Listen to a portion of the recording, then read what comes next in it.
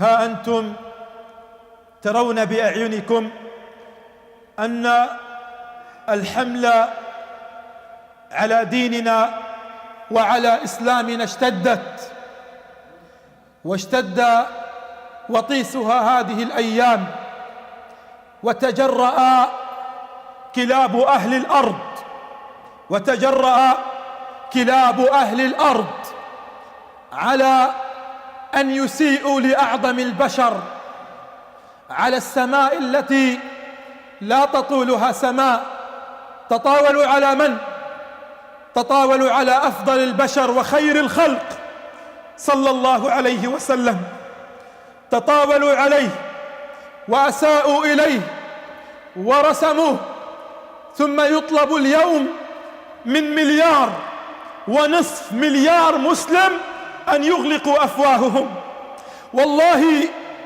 والله لو أن بعضنا شتم أباه أو شتم عرقه أو شتمت قبيلته سيثأر.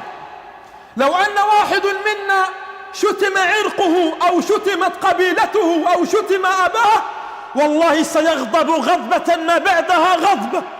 فكيف بالله عليكم والذي يشتم في زماننا هو الذي نفديه بأرواحنا، هو الذي نفديه بدمائنا، هو الذي نفديه بآبائنا وبأمهاتنا، رسول الله صلى الله عليه وسلم.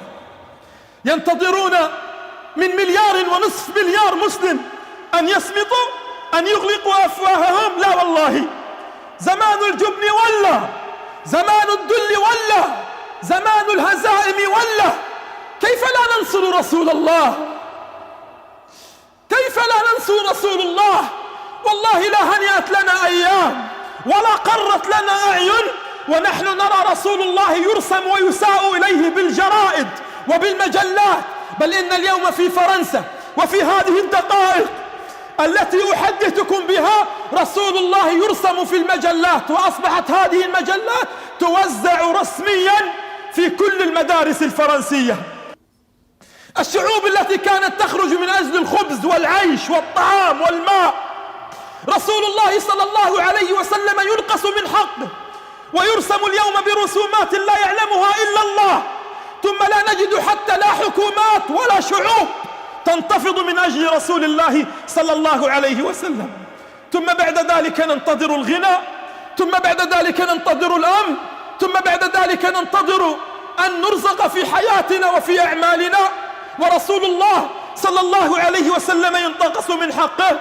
وها هو ماكرون رئيس فرنسا أدله الله في الدنيا وفي الآخرة يقف ليعلنها حربا صريحة على الإسلام. هذا النجس الذي لو صفع النعال على وجهه لصاح النعال بأي وجه أضربه. هذا النجس الذي لو صفع النعال بوجهه لصاح النعال بأي وجه أضربه. لكن أطمئنكم أنه رسول الله، رسول الله. يا رسول الله، أعداؤك ولوا للعدم وبقيت عزيزا كالعلم. يا رسول الله، أعداؤك ولوا للعدم وبقيت عزيزا كالعلم. وما هم والله أيها الأحباب إلا ككلب امرأة عربية.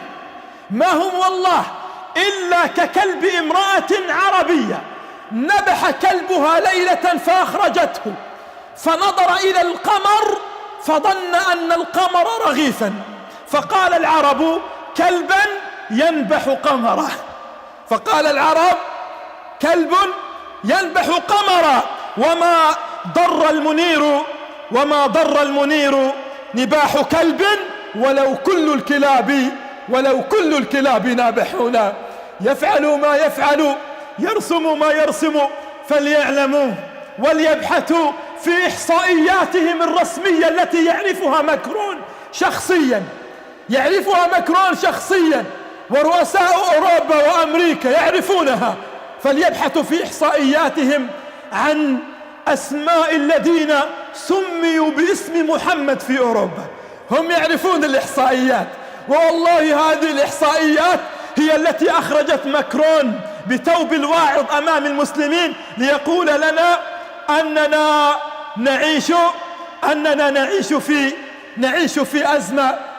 إذا كنا نحن نعيش في أزمة فابحث عن مريم، صوفيا، مريم التي عادت إليك فصفعتك بوجهك بالنعال لتثبت لك أنكم أنتم من تعيشون في أزمة. أما نحن فسيعود لنا يوما تشرق فيه الشمس، تعود أيام عمر وأيام علي وأيام المقداد وأيام أبي بكر وأيام الزبير. ستعود تلك الأيام التي تعود فيها راية الإسلام خفاقة، حتى تقفوا أنتم في بحاركم لتناشدون نحن في موانئنا الإسلامية بإذن الله عز وجل.